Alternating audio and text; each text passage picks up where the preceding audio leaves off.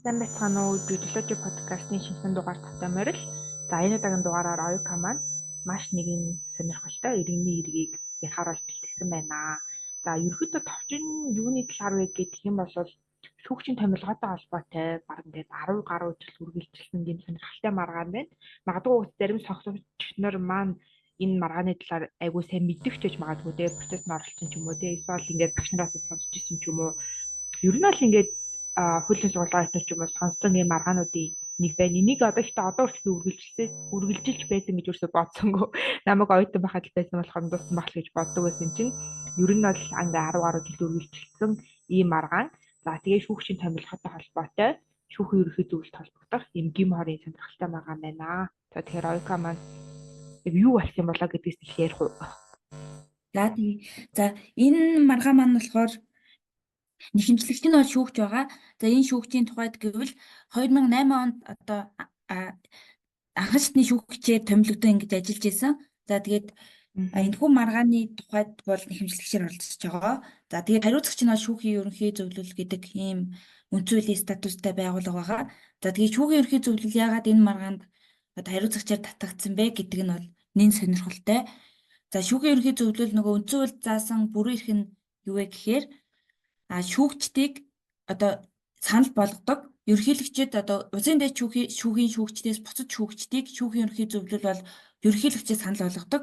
За шүүхийн ерөнхий зөвлөлийн санал болгосноор ерөнхийлөгч томилдог ийм одоо чухал институт байдаг. За тэгээд яг ийм одоо шүүгчдийг шүүн таслах ажиллагаанаас гадуур яг энэ шүүгчдийг шилж олох, за шүүгчдийн эрх ашигыг хамгаалах, за шүүхийн бие даасан ажиллах нөхцөлийг хангах зэрэг ийм одоо шүүхийн бие даасан хараат бус байдлыг бэхжүүлэх ийм чиг үүрэг бүхий институт байдаг. За тэгээд энэ институтын эсрэг шүүгч одоо гим хорийн маргаанд хэмжил гаргасан байна. За энэ маргааны тухайд гэвэл Монгол Улсын дээд шүүхийн иргэний эрхийн танхим 2024 оны 6 сарын 18-нд одоо эцэслэн шийдвэрлсэн байгаа. Сайхан шийдвэрлсэн юм шүү дээ. Саяхан шийдвэрлсэн юм шинэхэн маргаан байна. За та бүхэнд нэхэмжлийн шаардлагыг нь танилцуулъя. За нэхэмжлэгчийн зүгээс хариуцагчийн хууль бус үйлдэл эсвэлтгүй улмаас 2014 оны 1 сарын 1-ээс 2023 оны 7 сарын 7-ны өдрийг хүртэлх 9 жил 6 сар хугацааны хугацаанд нэхэмжлэгчид учирсан гим хорийн хохирол болох 307 сая 800 мянган төгрөгийг шүүхийн ерөнхий зөвлөлөөс нэхэмжилж байгаа. За тэгээд энэ нэхэмжилж байгаа хугацаанд бол маш одоо энэ гим хорийн хохирлыг нэхэмжлэх хугацаа нь бол маш урт, буюу 2014 оноос 2023 оны хүртэл ийм 9 гаруй жилийн хугацааны гим хорийн төлбөрийг нэхэмжилж байгаа юм аа. За та бүхэнд одоо анхан болон давзаалгах шатны шүүхийн шийдвэрийг товчхон хэлээд өгье. За анхан шатны шүүх бол 2024 оны 1 сарын 17-нд буюу энэ оны ихээр энэ маргааныг шийдвэрлсэн байдаг. За иргэний эрхийн анхан шатны шүүх одоо тус маргааныг шийдвэрлэхдээ иргэний үеийн 498-2 гэдэг заалтыг баримтлаад шүүхийн ерөнхий зөвлөлөөс 262 сая 527,910 төгрөгийг гаргуулад үлдэх 45 сая орчим төгрөгийг бол хэрэгсэхгүй болгосон. За тэр үндэслэлсэн иргэний үеийн зохицуулалт нь болохоор 498-2 нь ямар зохицуулалт байдаг вэ гэхээр хуульд өөрөөр заагаагүй бол төрийн албан агч албан үргээ зөрчсөн гин буруутай үйлдэл эсвэл улмаас бусдад гин хор учруулсан бол түүний ажиллаж байгаа хуулийн этгээд буюу төр хариуц арилгана гэдэг ийм зохицуулалт байна. За тэгээ үндсэндээ бол нэхэмжлэгчийн шаардлагын одоо дийлэнх хэсэг нь анхан шатны шүүхээр хангагдсан байна. За иргэний эрхийн давзаалгах шатны шүүх бол одоо анхан шатны шүүхээс 45 сая та холбогдох хэсэг нь яга хангаагүй юм бол тэр нь байсан. Энэ нь болохоор миний ойлгосноор одоо энэ хүний нөгөө нэхэмжилсэн хугацаа нь 14 оны 1 сарын 1-ээс 23 оны 7 сарын 7 хүртэлх хугацаа байгаа. Шүүхийн ерөнхий зөвлөлийн 23 оных нь 22 оноор тасалсан юм шиг үлээ. Зөв. За давзаалгах шатны шүүхийн хувьд бол ер нь шийдлийн хувьд ялгаагүй. Гэхдээ яг хууль хэрэглээний хувьд бол 498-2 гэдэг зохицуулалт дээр нэмэх нь иргэний үеийн 510-1 гэдэг зохицуулалтыг нэмж одоо ийм тогтоохсогт нь өөрчлөлт оруулсан байна. За 510-1 гэдэг зохицуулалт бол ямар зохицуулалт байдаг вэ гэхээр эд хөрөнгөд учруулсан гим хорыг арилгах. За тэгээд бусдын эд хөрөнгөд гим хор учруулсан этгээд уг гим хорыг арилгахдаа гим хор учруулахаас өмнө байсан байдалд нь сэргээх буюу учирсан хохирлыг мөнгөөр нөхөн төлнө гэсэн байдаг. Тэгэхээр үндсэндээ ингээд энэ хүний хувьд бол нөгөө цалингийн одоо гим хорын хохирол амссан. Тэгээд тэр цалингаар нь дүүцүүлэн төлж байгаа. Тэгээд энэ зохицуултыг нэмсэн байлээ. За Ийхүү одоо анхан болон давзаалдах шатны шүүхийн одоо шийдэл бол нэхэмжлэгч талд одоо илүү ашигтайгаар гарсан байдаг. За тэгээд иймээс хариуцагч буюу шүүхийн ерөнхий зөвлөлөөс улсын дээд шүүхэд бол хяналтын журмаар гомдол гаргасан. За тэгээ ингэж гомдол гаргахдаа бол шүүхийн шийдвэрийг хүлээн зөвшөөрөх боломжгүй талаараа хэд хэдэн одоо үндэслэлийг гаргаж ирсэн байдаг. За шүүхийн ерөнхий зөвлөл эхлээд бол ер нь энэ маргаа өнөөдрийн хүртэл яг ямар процессор яваад энэ хүн одоо ингээ 300 гаруй сая төгрөг нэхэмжлэх болвоо гэдэг одоо өмнө болсон тэр 10-аад жилийн үйл баримтыг эхлээд тайлбарладаг. За шүүхийн ерөнхий зөвлөлийн тайлбараар бол за шүүх байгуулах тухай хууль бол за энэ хүн бол одоо өмнө дурдсан 2008 онд ингээд анх шатны шүүгчээр томилогдсон ингээд ажиллаж эхэлсэн хүн байгаа юм. За тэгээд юу болсон бэ гэхэлэр 2013 онд бол шүүх байгуулах тухай гэдэг ийм хууль батлагдсан. За тус хуулиар бол нэр бүхий одоо нэлээдгүй шүүгчийг бол албан тушаалаас нь чөлөөлөөд за тэгэхэд буцаагаад нөгөө шинээр байгуулагдсан шүүхүүдэд эргүүлэн томилох ажиллагаа хийгдсэн байдаг. За энэ томилох ажиллагаанд бол шүүхийн ерөнхий зөвлөл одоо үндсэн хууль заасан бүрээрхийн дагуу ерөнхийлөгчд шүүгчдийг буцаа одоо нэрийг нь өргөн мэдүүлнэ. За ерөнхийлөгч бол ингээд буцаан томилох юм процесс явагдана. За яг энэ процессын явцад юу болсон бэ гэхлээр нэр бүхий 12 шүүгчийг чөлөөлснийхөө дараа эргүүлэн томилоогүй байдаг. За манай маргааны хүрээнд нэхэмжлэгчээр оролцож байгаа шүүгч маань тэрхүү одоо эргүүлэн томилогдоогүй 12 шүүгчийн нэг байгаа юм. За тэгээд тус 12 шүүгч маань одоо нийслэлийн захиргааны иргэн анхан шатны шүүхэд 2022 онд нэхэмжлэл гаргаад за захиргааны иргэн шүүхийн анхан шатны шүүхийн 2022 оны 2 сарын 8-ны өдрийн 7 дугаар шийдвэрээр за эдгээр одоо нэр бүхий шүүгчдийг дахин шүүхийн одоо ерөнхийлөгчд дахин томилуулах өргөн мэдүүлээгүй тийм шүүхийн ерөнхий зөвлөлийн эсвэлтгүй хууль бус болохыг тогтоосон. Өөрөөр хэлбэл шүүхийн ерөнхий зөвлөл эдгээр шүүгчдийг одоо ерөнхийлөгчд өргөн мэдүүлээгүй ийм эсвэлтгүй гаргасан гэдгийг захиргааны иргэн шүүх тогтоосон байдаг. За тэгээд энэ манай шүүгчийг маань одоо холбогдох одоо сум дундын шүүхийн шүүгчээр томилуулах саналыг ерөнхийлөгчд өргөн мэдүүлэхийг шүүхийн ерөнхий зөвлөлд даалгасан захиргааны иргэн шүүхийн шийдвэр хүчин төгөлдөр болсон байна. За тэгээ 2022 оны 2 сард гарч ирсэн тус шийдвэрийг үндэслээд шүүхийн ерөнхий зөвлөлд 2022 оны 3 сарын 24, 2022 оны 4 сарын 28 гээд нийт 2 удаа ерөнхийлөгчд одоо энэ хүү шүүгчийг ахин өргөн мэдүүлсэн байдаг томилуулахаар. За тэгээд ерөнхийлөгч бол тус шийдвэр одоо шүүхийн ерөнхий зөвлөлийн тэр өргөн мэдүүлэх хүсэлтийг хүлээн аваад томилохоос одоо албан бичгээр санд хүргүүлсэн. Тус саналдаа болохоор тухайн шүүгчийг нөгөө шалгуур хангаагүй байх гэж үдээд томилохоос татгалзсан ийм саналыг буцаа өгүүлсэн байна.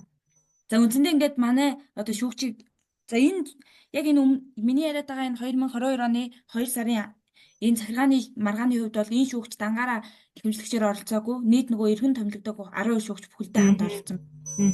За ингээд одоо үндсэндээ ерөнхийлөгч ингээд томилохоос дахиад татгалцчихлаа гэсэн үг. За тэгэнгүүт яасан бэ гэхлээр ахаад одоо энэ шүүгч маань ерөнхийлөгч болон шүүхийн ерөнхий зөвлөлд холбогдвол ахаад захиргааны иргэн шүүхэд нэхэмжил гаргасан. За энэ маргаан бол 2023 оны 3 сарын 10-нд захиргааны иргэн анхан шатны шүүхээр шийдвэрлэгдсэн. За энэ нэхэмжил нь ямар агуулгатай байсан бэ гэхлээр яг за шүүхийн ерөнхий зөвлөлийг дахин томилуулахаар өргөн мэдүүлэхгүй байгаа эсвэл хууль бус болгохыг одоо тогтоох. Ер нь бол татгалцсан ч гэсэн шүүхийн ерөнхий зөвлөлийг ахаа өргөн мэдүүлээ гэдэг ийм даалгах нэхэмжил нэг хэсэг нь ийм байсан. За нөгөө хэсэг нь болохоор ерөнхийлөгчийн тэр одоо нөгөө татгалцсан санд буцаа өргүүлсэн тэр албан бичгийг хууль бус болохыг нь тогтоогоод ерөнхийлөгчд Монгол улсын одоо нөгөө шүүгчээр томилуулахыг даалгах гэдэг ийм хэмжлэлийн шаардлага гаргасан. Ямар сонирхолтой энэ дээ. Тэгэхээр нэг талд шүүхийн ерөнхий зөвлөлд холбогдох одоо нөгөө үйлчлэг нь хууль бус болохыг тогтоолгох, нөгөө талд ерөнхийлөгчд бүр ингээд томилохыг даалгах гэдэг ийм хоёр хэмжлэлийн шаардлага гаргасан байсан юм билээ. За тэгэнгүүт тэр одоо 23 оны тэр захиргааны иргэн анхан шатны шүүхийн шийдвэрээр бол тэр шүүхийн ерөнхий зөвлөлийн дахин одоо өргөн мэдүүлэхгүй байгаа эсвэлтгүйг бол хууль бус болохыг тогтоосон. Ер нь бол нэг хариуцагчид холбогдох хэмжлэлийн шаардлагыг нь хангасан гэсэн үг. Харин нөгөө талд ерөнхийлөгчийг одоо нөгөө ерөнхийлөгчийн тэр албан бичгийг хууль бус болохыг тогтоогоод ерөнхийлөгчийг одоо шүүгчээр томилохыг даалгах гэдэг энэ хэмжлэлийн шаардлагыг бол хууль бус гэж үзсэн. Тэр өөрөөр хэлбэл одоо нөгөө шүүхээс шууд ерөнхийлөгчийг энэ хүнийг чи шүүчээр томилох гэж даалгаж байх те тэр чинь ерөнхийлөгчийн бүрийн эрх үүтэй өөрөөх нь. Тий. Энэ бол нөгөө ерөнхийлөгчд үндсэн хуулиар олгогдсон бүр эрх. Тэгэхээр ерөнхийлөгчд одоо шүүхээс шууд ингээд наа хүнээ шүүгчээр томилоо гэж даалгаад байвал нөгөө эрх мэдэл хууль зарчим гэд ер нь бүх юм ингээ алдагдахад хүрнэ. Тийм учраас яг тэр 23 онд бол захиргааны иргэн анхан шатны шүүх шийдвэрлэх явцдаа ерөнхийлөгчид энэ даалгах, за ерөнхийлөгчийн албан бичгийг хууль бус болгохыг тогтоох гэдэг ийм хэмжээний шаардлагыг бол хэрэгсэхгүй болгож байсан юм билээ. За харин шүүхийн ерөнхий зөвлөлийг бол одоо даалгах одоо дахин өргөн мэдүүлэх ёстой гэдэг энэ шийдвэр гарсан. За энэ шийдвэрийг үндэслэн шүүхийн ерөнхий зөвлөл 2023 онд дахин одоо ерөнхийлөгчид ийм тухайн шүүгчийг томилуулах талаар ийм одоо өргөн мэдүүлсэн байгаа. За тэгээд ерөнхийлөгч бас албан бичгээр саналыг буцаан хургуулсан гэд энэ бас ахад томилоогүй ч байж магадгүй юм шиг энэ нөхцөл байдал тогтогдсон байнамаа. За ингээ үйл баримт нь бол үндсэндээ ийм үйл баримт болж байгаа. За харин шүүхийн ерөнхий зөвлөл одоо анхан болон дав заалдах шатны яг энэ маргааны маань хувьд анхан болон дав заалдах шатны шүүхийн шийдвэрийг хүлээн зөвшөөрөхгүй байгаа. За энийгээ бол юу гэж тайлбарладаг вэ гэхээр за анхан болон дав заалдах шатны шүүхүүд бол яг хэрэгт одоо шаардлагатай нотлох баримтыг хэрэгт хамааралтай ач холбогдолтой талаас нь үнэлээд үйл баримтыг бол зөвөр тогтоосон. Энэ бол одоо процессын хувьд алдаагүй гэж хариуцагчийн зүгээс үзэж байна. Гэхдээ анхан болон дав заалдах шатны шүүхүүд иргэний үеийн холбогдох зохицуулалтыг одоо буруу тайлбарлан хэрэглэсэн. Ялангуяа тэр иргэний үеийн 498-ийн 2 заасан зохицуулалтыг буруу тайлбарлаж хэрэглэсэн гэж үзсэн. За энэ нь болохоор нөгөө одоо төрийн албан агчийн буруутай үйлдэлийг тухайн одоо хуулийн этгээд буюу төр хариуцна гэдэг зохицуулт байгаа. За тэгээд юу гэж яагаад одоо буруу тайлбарласан гэж хэлдэг вэ гэхээр Монгол Улсын үндсэн хуулийн одоо 51-р зүйлийн 2 зааснаар шүүхийн ерөнхий зөвлөл бол шүүгчдийг санал болгоно. За томилох бүр ирэх нь бол ерөнхийлөгчд байгаа. За шүүхийн ерөнхий зөвлөлөөс бол энэ санал болгох чиг үүргээ хэрэгжүүлсэн. За тэгээд санал болгох чиг үүргээ хэрэгжүүлсээр байтал ерөнхийлөгчд одоо томилоогүй байгаа нь шүүхийн ерөнхий зөвлөлийн буруугийн улмаас бий болоогүй. Тийм учраас энэ гим хорыг хариуцахгүй гэж хэлдэг. За тэгээд энэ одоо нөгөө энэ хүний томилогдоогүй ерөнхийлөгч энэ хүнийг томилоогүй нь шүүхийн ерөнхий зөвлөлийн одоо буруу биш учраас энэ хугацаанд олох байсан цалин өсөйг шүүхийн ерөнхий зөвлөл өгөх боломжгүй юм аа гэж хэлдэг. За тэгээ ингэхдээ бол шүүхийн ерөнхий зөвлөл нийт хэдэн удаа нөгөө томилуулах санал гаргаж ирсэн талаараа ингээд дурддаг. За 2013 онд шүүхийн ерөнхий зөвлөлөөс одоо томилуулах саналыг бас ерөнхийлөгчд өгч ирсэн билээ. За 2013 онд 1 удаа өгсөн, 22 онд 2 удаа өгсөн, 23 онд 1 удаа өгсөн. Ингээд нийт 4 удаа энэ шүүгчийг томилуулах саналыг одоо ерөнхийлөгчд гаргаж ирсэн боловч ингээд томилогдоогүй явсан байгаа. Тэгэхээр шүүхийн ерөнхий зөвлөлөөс бол энэ санал гаргах чиг үүргээ бол хэрэгжүүлсэн. Тийм учраас энэхүү одоо гим хорийн маргаанд хариуцагчаар татагдах үндэслэлгүй гэж хэлсэн байдаг. За тэгээд хяналтын шатны шүүх тус маргааныг бол одоо иргэний хэрэг шүүгд хийн шийдвэрлэх тухай хуулийн 172-ийн 2-ын 1 буюу шүүхийн хууль хэрэглээний зөрүүг арилгах гэдэг үндслэлээр авсан байгаа. За энэ авсан өдөр нь болохоор 2024 оны 6 сарын 6-ны өдөр хяналтын шатны шүүх хуралдаанаар хилцүүлэхээр хүлээн авсан. Тэгээд 6-наас хойшоо 6 сарын 18-ны өдөр бол эцэслэн шийдвэрлсэн байна. За тэгээд одоо дээд шүүхийн шийдвэрийн яг довч эцсийн шийдлийг танилцуулахад хариуцагчийн одоо гомдлын зарим хэсгийг хангах үндсэлтэй гэдэг ийм шийдвэр гарсан. За тэгээд ингэхдээ болохоор өмнөх хоёр шатны шүүхийн үндслийг дээд шүүх тогтоолдоо дурдахдаа анхан шатны шүүх одоо нэхэмжлийн шаардлагын зарим хэсгийг хангаж шийдвэрлэхдээ юу гэсэн бэ гэхээр шүүгчийн одоо бүрэн эрхийг дуусгар болгох одоо эрх зүйн үндслэл бүрдээгүй байхад шүүгчийг ингээд албан тушаалаас нь чөлөөлсөн байдаг. За тэгээд буцаан томилоогүй байдаг. Тэгэхээр энэ нь ямар эрх зүйн үр дагавар үүсч байна вэ гэхээр шүүгчийн бүрэн эрхийг дуусгар болгосонтой адил ийм эрх зүйн үр дагаврыг үүсгэсэн байна гэж үзээд тэгээд өмнөх нөгөө захиргааны 2022 онд гарч ирсэн захиргааны иргэн анхан шатны шүүхийн шийдвэрээр одоо энэ шүүхийн ерөнхий зөвлөлийн үйлдэл эсвэлдэхгүй хууль бус болох нь тогтоогдсон гэдэг ийм одоо нэгэн тогтоогдсон үйл баримтыг үндэслээд ер нь бол ингээд хэмжээний шаардлагыг хангаж шийдвэрлсэн байдаг. За тэгээд хяналтын шатны шүүхээс энэ доод хоёр шатны шүүхийн шийдвэрт өөрчлөлт оруулсан зүйл нь болохоор юу вэ гэхээр үндэслэсэн хуулийн зохицуултыг нь өөрчилсөн. Одоо анхан болон дав хоёр ямар залтыг үндэслээд байгаа вэ гэхээр 498-2-ыг үндэслээд байгаа. Энэ болохоор нөгөө буруутай албан тушаалтны хохирлыг төр хариуцна гэдэг ийм зохицуулт байгаа.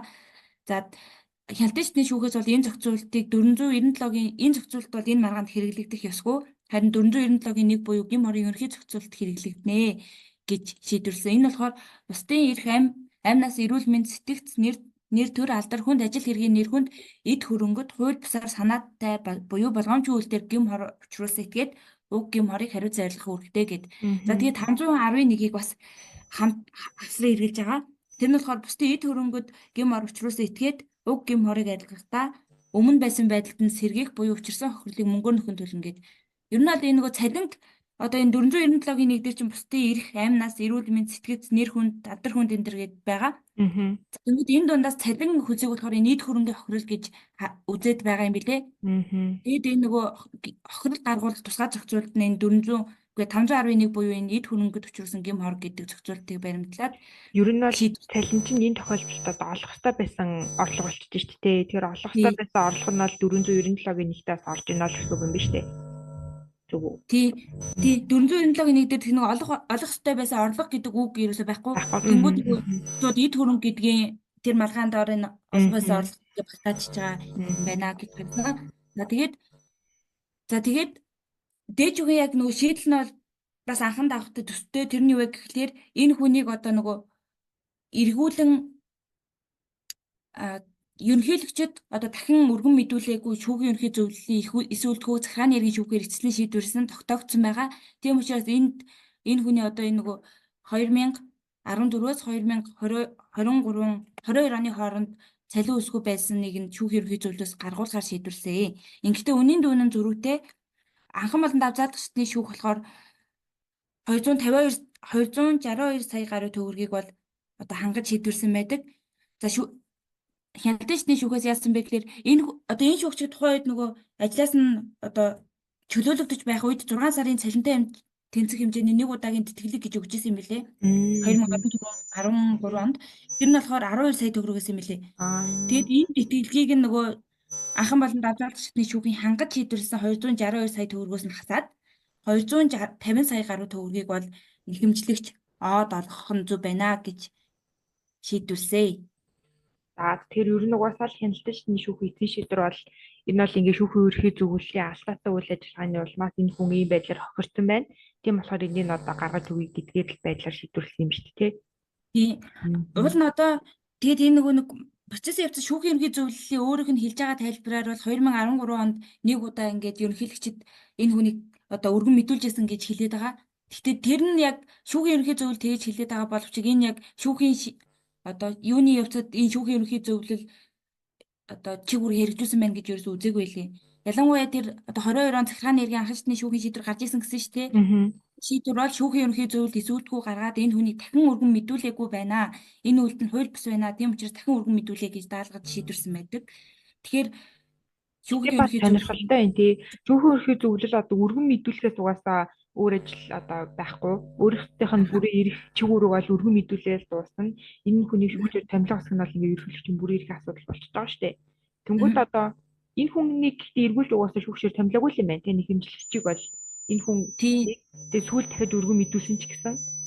Тэр 23 онд хамгийн сүүлд өргөн мэдүүлсэн байгаа хгүй. Тэнгүүд ерөнхийлөгч албан бичгээр саналыг буцаа өргүүлсэн гэхээр томилоогүй байна гэж харсан. Томилсон бол нөгөө саналыг буцаа өргүүлэхгүйгээр шууд томилох байсан баг. Харин тийм бас айгүй сонирхолтой шин. Гэхдээ тэгээ ерөнхийлөгч ингэж нөгөө саналыг буцаа өргүүлэхдээ бас одоо энэ хүнийг нөгөө тавигдах шаардлага хангаагүй байна гэж хэлсэн мэлээ. Тэрийг нь бол яг ямар дурдах байдаг бах тийм. Шууд мэдээж одоо томилохгүй гэж хэлдэггүй байх. Тэгээд одоо энэ хүний хувьд ингээд гим хорын одоо нөгөө нөхөн төлбөр авчиж байгаа. Тэгэхээр бусад 11 шүүгч байгаа цаана одоо энэ хүнтэй нэг адил томилогдоогүй. Тэгэхээр тэр хүмүүсээс гим хорын маргаанаа ингэж энэ одоо энэ хэргийг жишг болгон аваад шийдвэрлэх боломжтой юм шиг харагдсан. Тийм ээ. Тэгээд тэр хүмүүсээс ч гэсэн зарим нь томилогдсон байж бас магадгүй л тийм. Зарим нь томилогдсон, зарим нь томилогдоогүй. Энэ гэхдээ бас айгүй тийм сонирхолтой тэнцээш айгүй тийм юу гэхээсэн баха. Тэр үедээ л одоо яг хөлтөн салбарт бөө юм авчирсан нэг кейсээсэн баха тий. Аюух ярьдаг шүү дээ тий. 10 шүүгчийг томилохгүй үлдээсэн гэж одоо гэлтээс юу гэсэн үг юм бэ тий. Зүгээр ажилтсан үсэг. Тий шүүгчийн бүр ингээд амьдрал ажил бүх юмд нөлөөлөхөр амар одоо яг хувь хүн талаасаа ингээд одоо ажилдаа эргээд томилогдохгүй ах чинь бүр амар хохиролтой шүү дээ тий. Тэгээд яг хууль зүйн агуулгаараа ч тэр нөгөө шүүхийн хараат бус байдал, бие даасан байдал ингээд шүүгч нөлөөлөхөр байгаа байхгүй тий. шүүгч нар зүгээр ингээд шууд нэг өдөр одоо чөлөөлөнгүүтээ эргээ томилохгүй байна гэхээр бүр үнэхээр амар сүргүүр давартай байгаа байхгүй. Тэр нь хамгийн сүргүүр даварна баха. Ер нь бол тий амар нөлөөтэй байгаа байхгүй юу? Тийм Тийм ээ. тэгээд чударга яс ялна гэдэг амар попер. 10 жилийн дараа энэ. Яа 10 жилийн дараа энэ хүн чадчихэ юм одоо өөрийнхөө юу гим орыг тодорхой хэмжээнд бас хүн төлөвлөсөн байна. Тэгээ одоо яг хүүхнийх нь хувьд ярих юм бол ингээд амар том карьерийн одоо хүүхнийх нь өөрийнх нь карьерийн амар тийм алдаа одоо алдсан юм шиг санагдчихээн. Тийм байгаас энэ хэрвээ энэ хүнээс биш одоо бусад 11-ийн томилтойгоо шүүгч байлаа гэхэд яг шүүгчээрээ дахиад 10 жил ажилласан бол дараагийн шатны шүүхийн одоо шүүгчин боллыг хангах юм уу те ажилласан туршлагаараа за тэгээд бол дахиад өөр юм хийх бизнес бид нэр үүсэхгүй ч зүгээр ажилдаа томилохын тулд 10 жил маргаа явсан гэхэд бас л гонхтой юм аа. Харин тий энэ хүмүүс одоо яг манай шүүгчийн хувьд 2008 онд анх удаа шүүгчээр томилогдчихсэн. Тэг яг ингээд хүний хөдөлмөрийн эд ингээд 10-аад жилэн зүгээр ажилласаа чөлөөлөх хугацаа өнгөрсөн гэхээр хайран байгаа. Харин энэ их ачаалтай үед те Монгол орчин баг шүүгч хомсдолтой байс те. Шүүгч хомсдолтой ээж ш тэгээл хүмүүсээ чөлөөлж томилдгоноос. Яг тэр үеийнхэн ерөнхийлөгч шүүхийн тухай хууль нөлөөний нэмэлт өөрчлөлт гэдэг бас л бүүн л улс төрөл байсан байх л та сайн мэдэхгүй л байна. Тийм бид тэсний сонирхолтой гэж байна. Тэгээд энэ маргаан нэг нөгөө ярих болсон нь одоо дахиад нөгөө шүүх байгуулах тухай хууль сая 2024 оны 6 сарын 1 өдөр батлагдсан. Тэгэхээр бас одоо энэ хуулиар чинь ингээд одоо яг одоогийн байгаа тэр бүтцэд тодорхой хэмжээнд өөрчлөлт оруулаад тэдний нэгшилт хүртлээс өөрчлөлт оруулж байгаа юм билэ. Зарим нь одоо анхаачны шүүх, тойрны шүүх гэдэг нэртэй болсон байх жишээний. Тэгэхээр бас энэ явцад саяны алдаа бүгд автагдаасай гэж бодож байна. Тэрөө иймэрхүү юм дахиад болох юм бол баг талбай дээр чихэх байхаа. Тэгээд энэ шинэ шүүх байгуулах тухай хуулийн тухайд гэвэл юу юм бэлээ? Зарим зохицуулалт нь 2025 оны 1 сарын 1-ээс за зарим нь болохоор 2026 оны 1 сарын 1-ээс ингээд хэрэгжиж эхлэх юм бэлээ. Тэгээд онцлог нь одоо онцлог нь болохоор нөгөө гэр бүл хүүхдийн хэргийн давзаалдах шинэ шүүх гэдэг дагагдлын шүүх гарч ирж байгаа юм бэлээ. Хэдүүлээс бол ба шүүхийн тухай хуультай холбоотой дахиад нэг гоё дугаар бэлдүүл сонирхолтой л хүмүүс бас нэг танилцж амжиг гэж магадгүй. Тэгээд юу юм бэ? Энэ гэр бүл хүүхдийн анхан болон давзаалдагчны шүүхээс гадна дүүргийн эрүү иргэний хялбар ажиллагааны анхан шатны шүүх гэж бас байна. Нэг үнийн дүн тогтоосон тийм байгаа. Тэгээ нөгөө хөдөлгөөрөөсөө доод хэмжээний хялбар ажиллагаа гэдэг нь нөгөө хэлбэршүүлсэн журмаар юм болов? Тэгээ арай хэлбэршүүлсэн журмаар жишээлбэл иргэний иргэн шүүхтэр тодорхой үнийн дүн тогтоогоод тэгээ хэд ихний сандгуу гэхдээ хөдөлмөрийн хөлсөөс 40 дахин одоо хөдөлмөрийн хөлсийг 40 дахин нуустай тэнцэх хэмжээний үнийн дүнгээс бага ч юм уу тий нэг тийм үнийн хязгаар тогтоогоод тэрнээс бага хамбал хэлбэр ажиллагааны журмаар гээд ер нь бол яг нөгөө Japan одоо Япон энтерт бол яг тэггэл юм байл л дээ. Одоо энгийн жишээлбэл иргэний иргэн маргаанаас одоо хугацааны хувьд ч тэр хэд дахин бага шийдвэр гаргадаг. За заримдаа шүүх хурал явахгүй зүгээр шүүгчийн дахирамжаар шийдвэрлэдэг ч юм уу тий үнийн дүн бага тохиолдол тиймэрхүү ялгаатай одоо тохиолдлууд бол угаасаа байдаг юм байна лээ. Тэдний нэгийг ер нь төгшүүлэх гэж анх оролцож байгаа нь бол манайх энэ байх гэж би бодож байна. Одоо хамаагүй цаг хэмнэн иргэний шүүхийн хацааллыг багасгах нь тиймэрхүү одоо ач холбогдлуудтай. За сүүлдээс нөгөө улсын хурлын тогтоод батлагдсан байсан. Тэр нь болохоор нөгөө шүүх эрх мэдлийн хүслийн тухай ч үлээ. Тэгэхээр хэдүүлээ багийн шүүх байгуулах тэр бас тэр шүүх эрх мэдлийн нөгөө тэр бодлоготой холбоотой тогтооллын хүрээнд бас нэг дугаар хийвэл бас сонирхолтой юм шиг байна. Тийм та бүхэн тийм дугаар сонсомоор байвал коммент үлдээгээрэй. Тэгвэл хийн гэж. За энэ удаагийн дугаараар сонирхолтой кейс ярьж өгсөн. Баг ингээд би ч энийг сонсож угаасаа л амар мэддэг кейс. Гэтэл л ерөөсөө сонирхоод үлдээсэн олон уртлуулсахгүй явж байгаа гэдгийг мэдээгүй юм кейсээсэн. Тэгээ яг юу болж дууссан бэ гэдгийг одоо яг энэ удаагийн дугаараар оёко ярьж өгч ойлголоо. Зарим шүүгчид бүр ингээд томилж момлоогүй орхисон байсан юм байна. Үнэхээр ер нь бол харамсалтай санагдчих. Тэгээд ийм кейс ярьж өгсөн оёкото баярлалаа. За баярлалаа. За тэгээд дараагийн дугаараар уулзцгаая баяртай. Баяртай.